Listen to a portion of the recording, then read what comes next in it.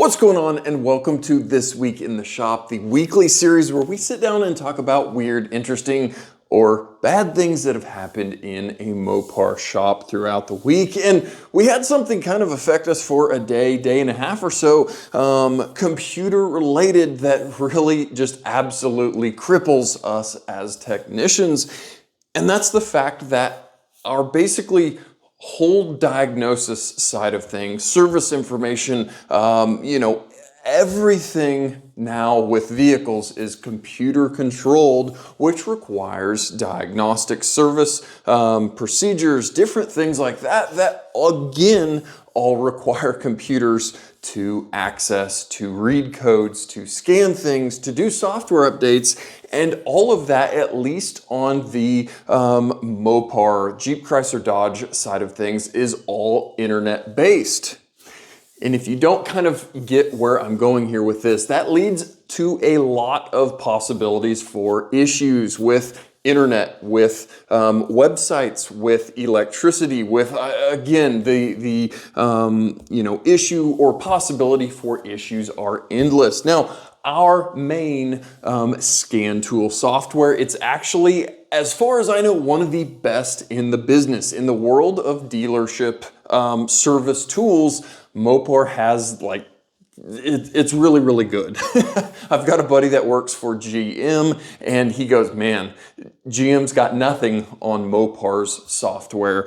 So our diagnostic software is called YTech. Now, YTech is a not anything new, but it's been around for quite a little while now. But we've basically got a wireless pod, as it's called, that plugs into the vehicle's OBD2 port, which then communicates with a wireless router on the wall, which then connects to the YTech software, which is again on a website-based system. So we've got laptops at every single technician's toolbox, which we are then logging into YTech, plugging into the vehicle with that YTech pod, and then in a minute or so, it's connected to the wireless router. We can see that vehicle on our laptop. We can click on that and then proceed into diagnostic. Whether that's just reading codes, clearing codes, doing software updates,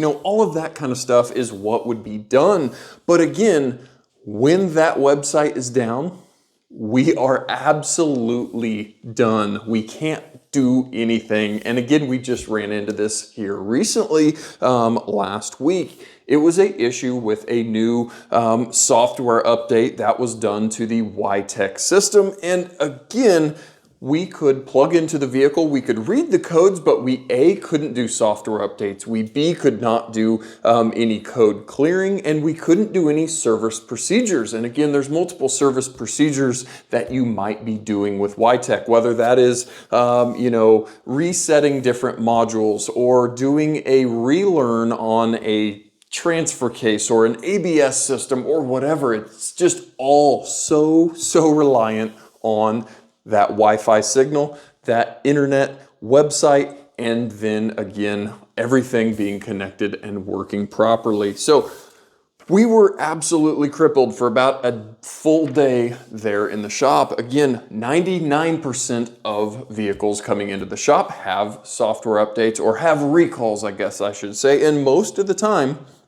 that recall is a software update followed by a programming routine of some sort, whether that is, again, learning the ABS module after a software update or anything along those lines. And we had an absolute backlog in that day of vehicles coming in for software updates and us not being able to do those software updates because the system was down. Again, that is a pretty bad thing to be reliant on, but in the modern age of vehicles having 30, 40 computer modules to make them run, to have all of those systems work as they should, there's not really, at least that I know, a better way to be able to service and be up to date when it needs to be kind of a website-based system like that.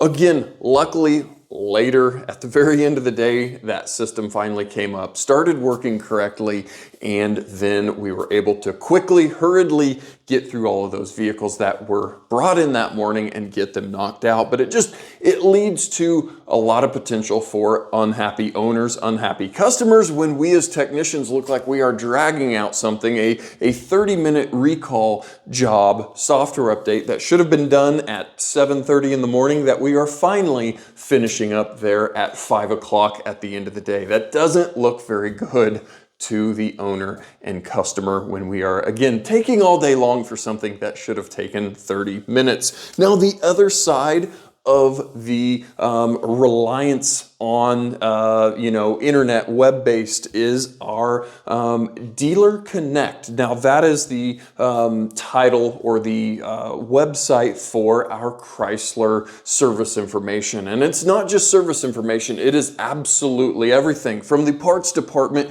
placing orders, to the service department looking up service information, to the sales department doing all of their routines and different tasks they need to do, again, on the sales side of things.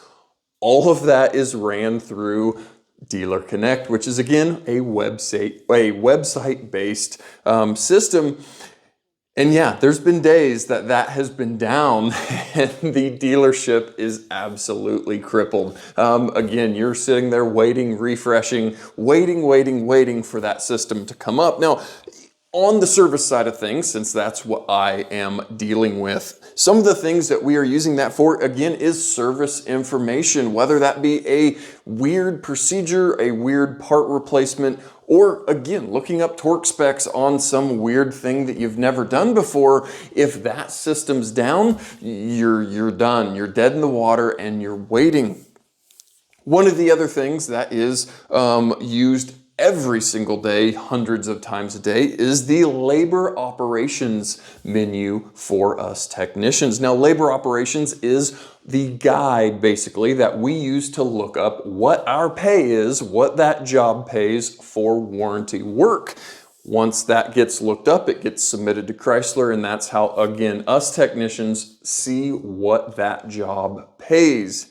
Now, when that system's down, again, we can absolutely do the repair, but we can't, again, look up to see, to finish our paperwork, if you will, on getting paid. And that's kind of what you go to work for every day. Now, another thing that absolutely drags our process along, and this isn't so much because of a system being down, but this is just the process. Now, there is a technician help center, basically. It's called Chrysler Star. Us as technicians, if we've got a problem child vehicle, we've got something we can't figure out, we can basically phone a friend. We can get in to the system, put all the vehicle information, put some of the vehicle data onto that and submit it to the STAR team, which hopefully the end goal is them helping you back and forth with diagnostic procedures, or them knowing, hey, we've seen 1 million of this part cause this weird issue.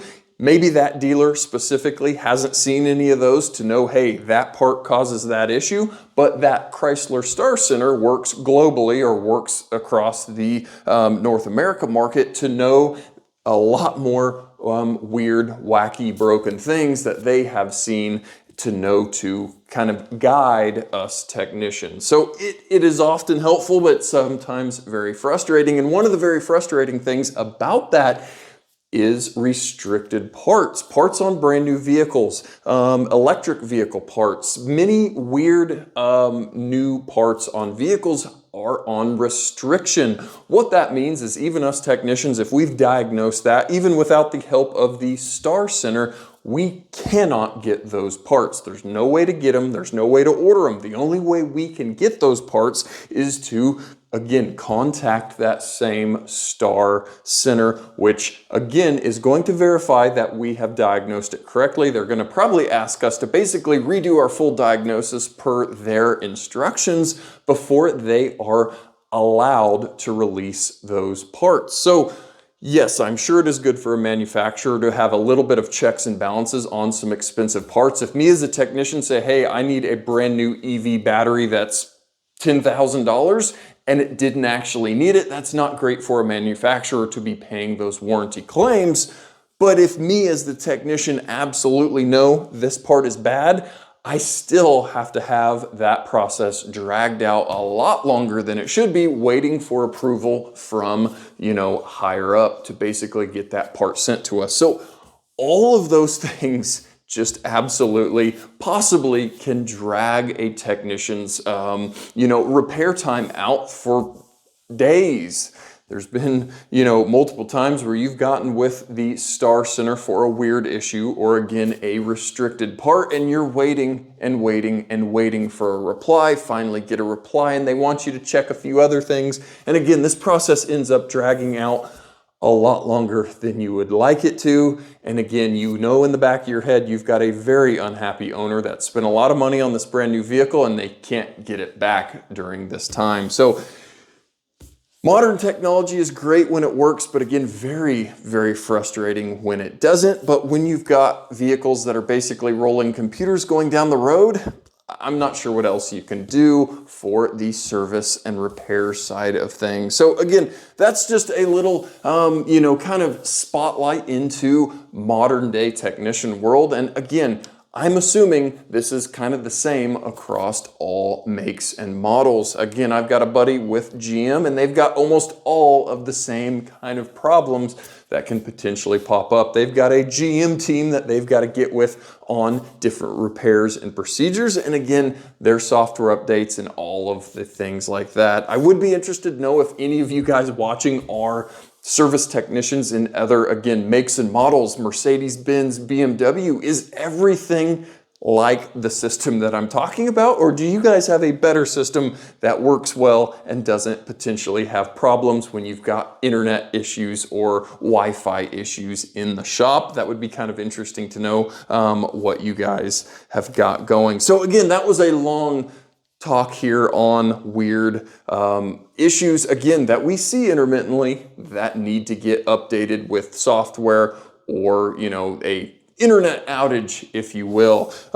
So for today's or this week's tool spotlight, this is a absolute game changer for a service technician. This is the Streamlight Wedge.